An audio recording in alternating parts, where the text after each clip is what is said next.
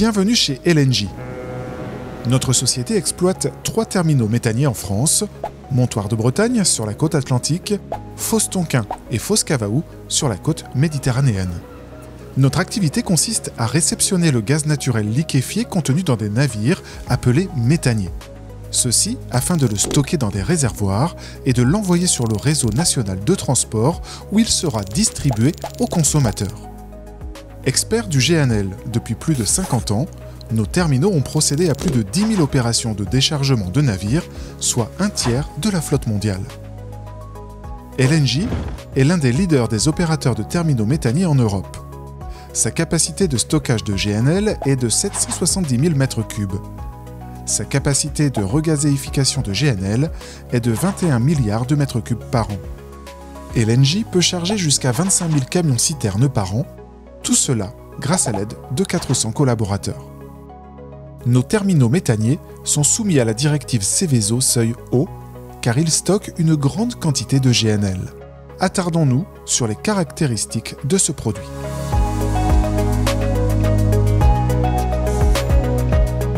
Le GNL, ou gaz naturel liquéfié, est maintenu à la température de moins 160 degrés pour qu'il reste à l'état liquide. Sous cette forme liquide, le gaz naturel occupe 600 fois moins de volume. Le GNL est incolore. Néanmoins, sa libération dans l'atmosphère s'accompagne d'un nuage blanc. En effet, à cause de sa très basse température, le gaz d'évaporation condense l'humidité ambiante, ce qui crée ce panache blanc. Le gaz naturel liquéfié n'a pas d'odeur. N'oubliez pas pour votre sécurité que la présence de gaz n'est donc pas détectable à l'odeur sur le terminal méthanier. Le GNL n'est pas toxique. Cependant, gardez à l'esprit que le gaz naturel peut prendre la place de l'oxygène dans l'air, et donc vous empêcher de respirer correctement.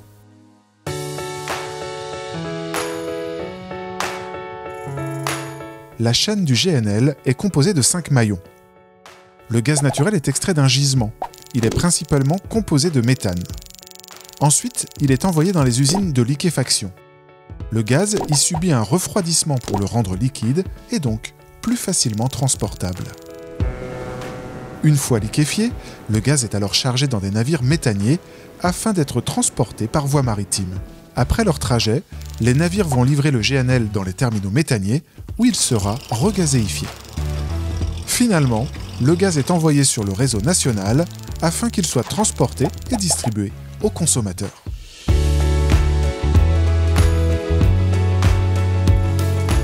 Un terminal méthanier a donc pour fonction principale le stockage du GNL et l'émission de gaz naturel sur le réseau national de transport.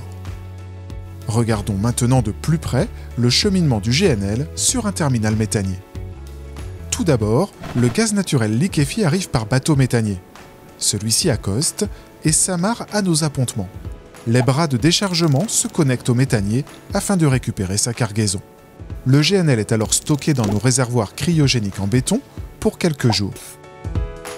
Pour être regazéifié, le GNL est ensuite envoyé vers des pompes haute pression. Là, le GNL est mis en pression à 80 bars. Puis il passe par les échangeurs thermiques où, à l'aide de l'eau, il retrouve son état gazeux. Enfin, le gaz naturel passe par une station d'odorisation qui lui donne son odeur caractéristique. Le gaz naturel peut alors être envoyé sur le réseau national de transport pour être distribué aux consommateurs. Maintenant que vous connaissez le fonctionnement du terminal, décrivons la journée type d'un chantier sur notre site gazier.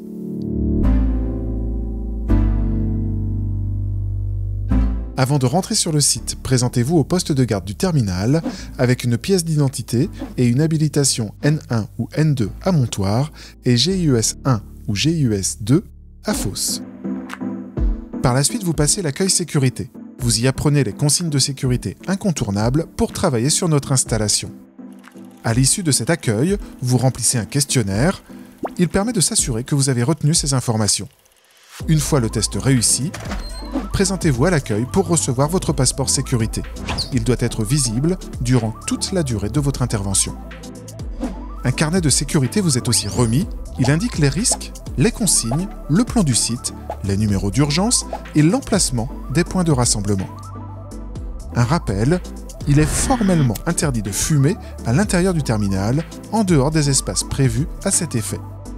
Il est également interdit de consommer de l'alcool, d'utiliser et de porter sur soi un téléphone ou tout autre appareil électronique non conforme aux normes ATEX, sauf autorisation donnée par LNJ.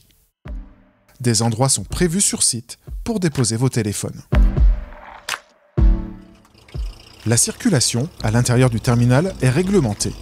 Respectez le code de la route et stationnez votre véhicule au parking identifié, en position prête à partir. De nombreux camions circulent dans le terminal, alors soyez vigilants lorsque vous marchez. LNJ porte beaucoup d'importance à la cybersécurité. Nous vous informons donc qu'il est interdit de brancher vos périphériques type clé USB ou disque dur sur nos ordinateurs sans vérification préalable. Ne communiquez pas non plus vos mots de passe et identifiants. Finalement, n'utilisez que des postes de travail vérifiés avec des logiciels autorisés et sur des réseaux autorisés. Les terminaux méthaniers sont des zones d'accès restreints ou ZAR. Les personnes travaillant sur les terminaux méthaniers doivent avoir une ZAR délivrée par la préfecture. Un passeport sécurité et un titre de circulation sont délivrés après le contrôle d'une pièce d'identité valide, carte nationale d'identité, passeport ou carte de séjour. Ces passeports sécurité prennent la forme d'un badge avec un cordon de couleur. Bleu pour un accès dit permanent, rouge pour un accès temporaire, vert pour les visiteurs. Le port de votre badge d'accès est obligatoire.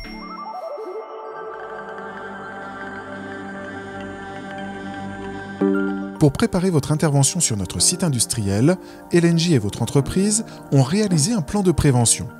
Ce document atteste qu'une analyse des risques a été réalisée avant le commencement de votre activité.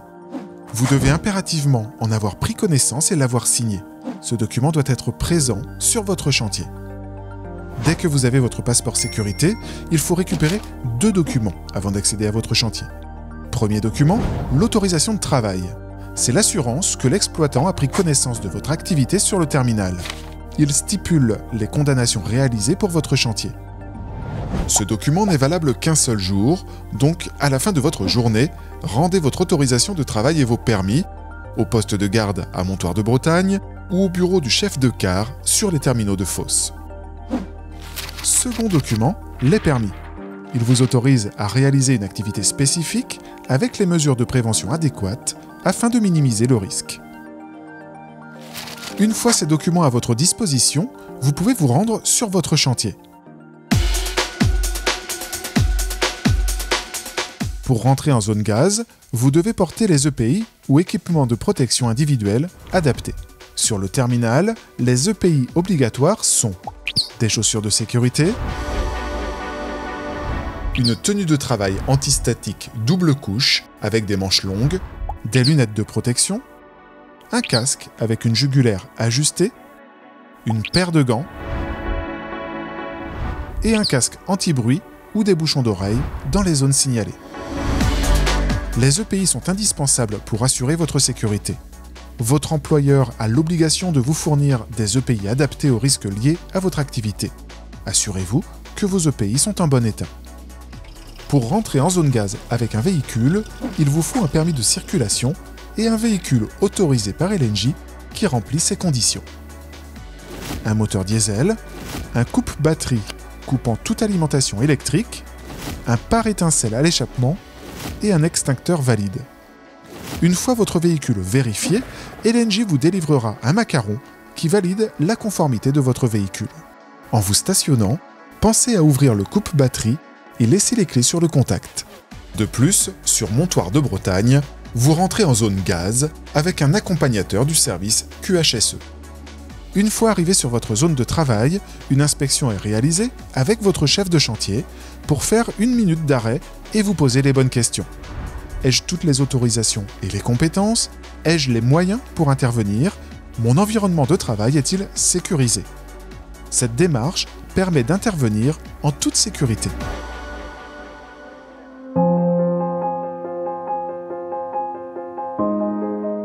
La majeure partie du terminal méthanier est considérée comme une zone à atmosphère explosive, dite zone ATEX.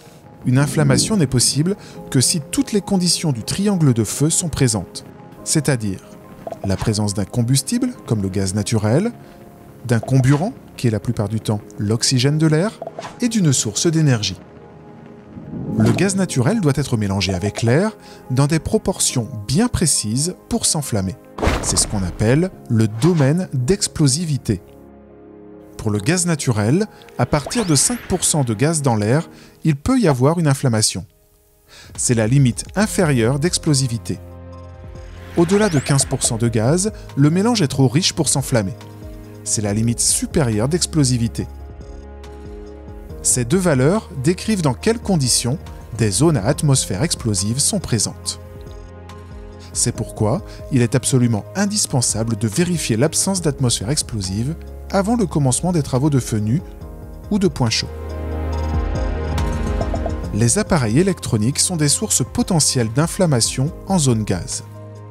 Leur présence est formellement interdite, même éteint.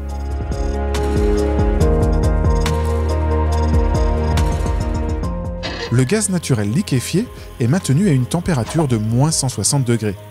Évidemment, vous n'y tremperez jamais les mains, mais gardez à l'esprit que même un simple contact avec une vanne ou un tuyau transportant du GNL peut vous brûler très gravement. À proximité de lignes de GNL, portez impérativement des gants. Et sous aucun prétexte, vous ne touchez une canalisation de gaz naturel liquéfié.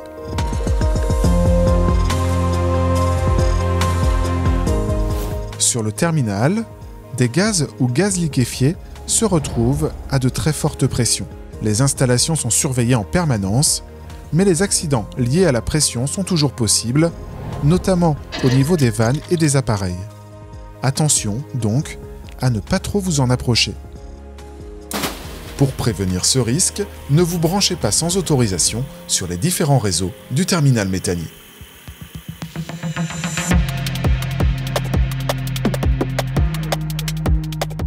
Des installations électriques sont présentes sur l'ensemble du site. Pour intervenir dessus, il faut détenir l'habilitation en lien avec la nature des travaux.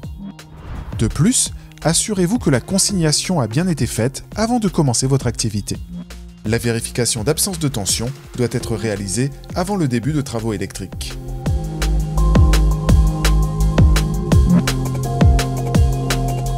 Pour rentrer dans un espace confiné, il vous faut un permis validé, avec un contrôle d'atmosphère qui doit être réalisé par l'exploitant. Il est valable une demi-journée. Un autre contrôle sera réalisé après chaque pause de la société. De plus, un surveillant d'espace confiné doit être présent lors du déroulement des travaux. Enfin, un détecteur de gaz vous sera prêté par LNJ. Des mesures de ventilation seront ajoutées en fonction de l'analyse des risques. Les opérations de levage sont courantes sur le terminal. Ces opérations sont sensibles car elles présentent un risque important d'accident très grave. Il est absolument interdit de se retrouver sous la charge lors du levage, mais aussi dans la zone d'influence, c'est-à-dire la zone où la charge est susceptible de tomber en fonction de sa géométrie. C'est pour cela que vous ne devez pas franchir la zone balisée lors d'une opération de levage.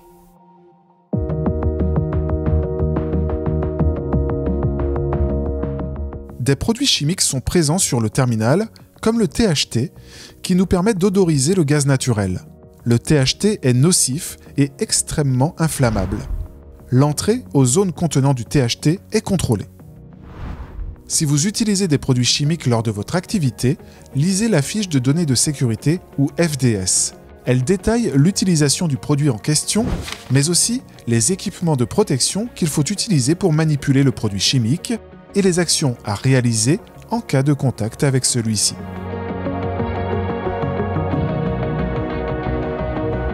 Dans les terminaux de Montoire de Bretagne et de Fos-Tonquin, certains matériaux sont susceptibles de contenir de l'amiante ou du plomb. Avant de commencer des travaux sur ces structures, renseignez-vous auprès d'LNJ pour savoir si des repérages avant travaux ont été effectués. Tous les travaux en hauteur sur le terminal doivent faire l'objet d'une analyse de risque. Si vous utilisez un échafaudage, assurez-vous qu'il a été réceptionné et est conforme à votre besoin. Il y aura une pancarte verte. S'il n'est pas réceptionné ou non conforme, la pancarte sera rouge. Il sera donc interdit d'utiliser l'échafaudage. Le superviseur ou le donneur d'ordre fera une expression des besoins avec le chef de travaux. La modification d'un échafaudage se fait uniquement par du personnel formé et habilité. Lors du montage et du démontage d'un échafaudage, le port du harnais avec double longe est obligatoire.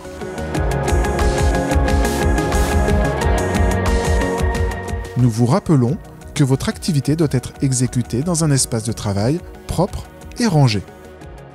Un espace de travail désordonné représente toujours un risque pour vous et pour les autres.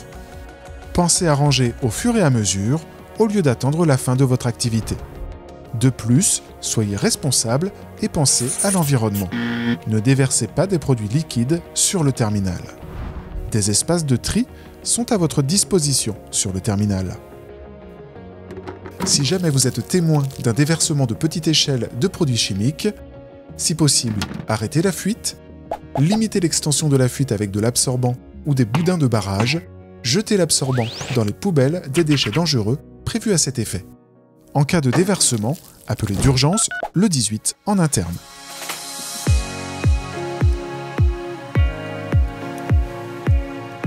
Si les conditions de votre environnement de travail ne sont pas les mêmes que celles étudiées dans le plan de prévention, vous avez le devoir d'alerter LNJ qui vous aidera à reprendre votre activité dans des conditions adaptées. Si vous ou un collègue êtes confronté à un danger grave et imminent, veillez à ne pas vous exposer à ce danger. Dans tous les cas, dites stop si votre activité ou celle de vos collègues ne sont pas au top. Une fois votre activité terminée et que vous réalisez le repli de chantier, aucun déchet lié à votre activité ne doit subsister. Rendez votre espace de travail comme vous l'avez trouvé. Enfin, avant de quitter le terminal, vous devez rendre votre autorisation de travail et les fiches de consignation au chef de cas.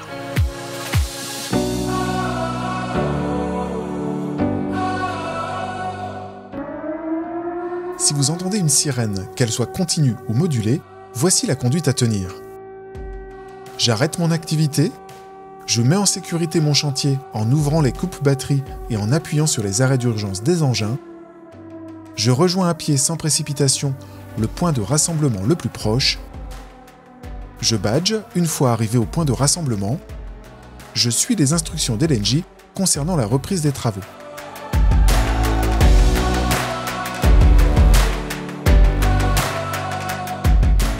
Si vous êtes témoin d'un accident sur le terminal méthanier, protégez la victime en neutralisant le danger lorsque c'est possible, balisez la zone pour éviter tout suraccident. Utilisez un talkie-walkie ou le 18 depuis un téléphone fixe pour prévenir en cas d'accident. Bonjour, je m'appelle Claudia, il vient d'avoir un accident. Lors de l'appel, présentez-vous, précisez l'endroit où a lieu l'accident et sa nature, accident, feu ou fuite par exemple. Donnez le nombre de victimes et décrivez les gestes de premier secours réalisés. Ne raccrochez jamais en premier, attendez d'avoir l'autorisation. Enfin, secourez la victime si vous êtes sauveteur secouriste du travail, sinon, attendez les secours. À la suite de cet accueil sécurité, chacun s'engage à respecter les règles présentées dans la vidéo. La sécurité est la priorité de toutes les personnes travaillant sur le terminal. N'hésitez pas à poser des questions en cas de besoin aux différentes personnes d'LNJ qui seront là pour vous accompagner. Restez attentifs à votre environnement de travail et rappelez-vous que nous sommes tous acteurs de la sécurité.